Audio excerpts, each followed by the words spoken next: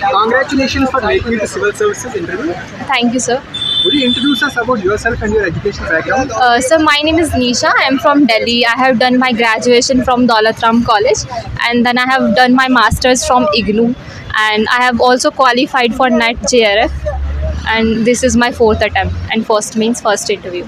Okay. Who is standing with you right beside you? So he is my father. So he must be your inspiration. Yes, sir. Almost he has been a pillar of my motivation, my strength. Always supported me. It seems so, like a proud father with a Yeah. proud daughter at this moment. Yes, sir. What's your optional subject? Sir, my option was PSIR, PSIR, Political Science and International Political Relations. Science. Did the board ask any questions about international relations and foreign policy? So my questions are all for all the IR questions like North Korea, South Korea, Venezuela, Middle East, and one situational based. Situational based question. Situation based. What was that situation based question? So they asked me like you are a administrative of a district and where a godman has come to organize an event. So how would you investigate he is a con man or a god man? So yeah, that was the situation. Okay. What inspired you to come to civil service? My father has been the inspiration.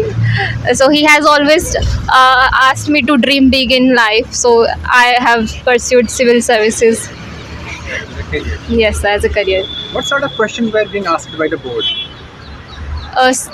They have asked like why North Korea has not been so progressive while South Korea has been, and why Venezuela has not been able to utilize its crude oil production, and one is situational based, and other my personal the DAB based question about spirituality, Buddhism.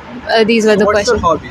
You must have mentioned something about Yeah. spirituality. So I have mentioned listening to the podcast on spirituality and life experiences. So whom do you listen occasionally or generally?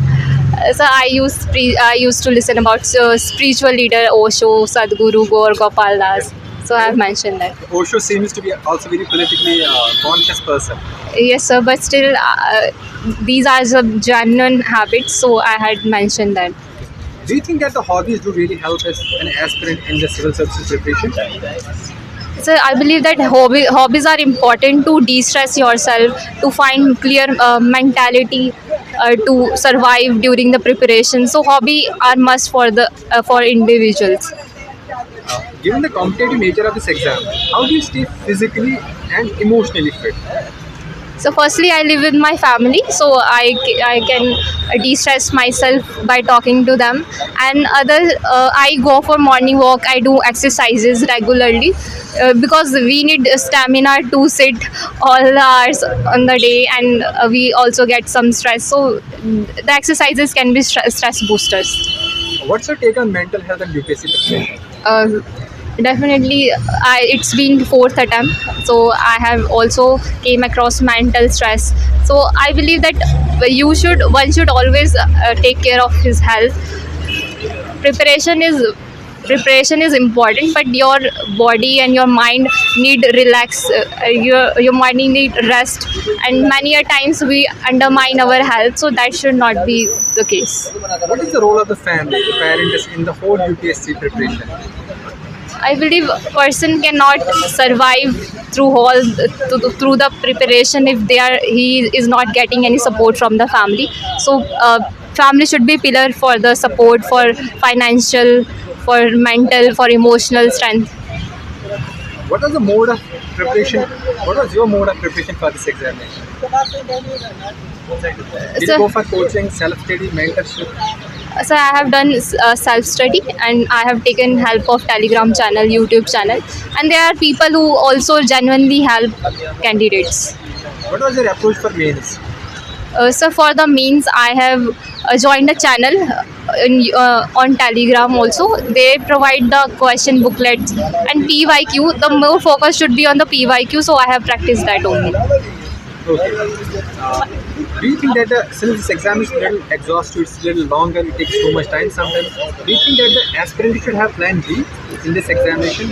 Definitely, sir, a person should have plan B because of the uncertainty that UPSC has. So I believe you should keep a plan B in your mind.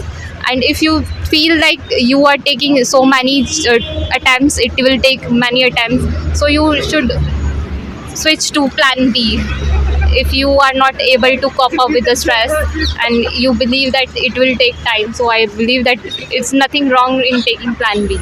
Since you are from political science background, you do your undergrad in political science, then you also do your masters in political science. You also have a UGC NET, which is a huge distinction.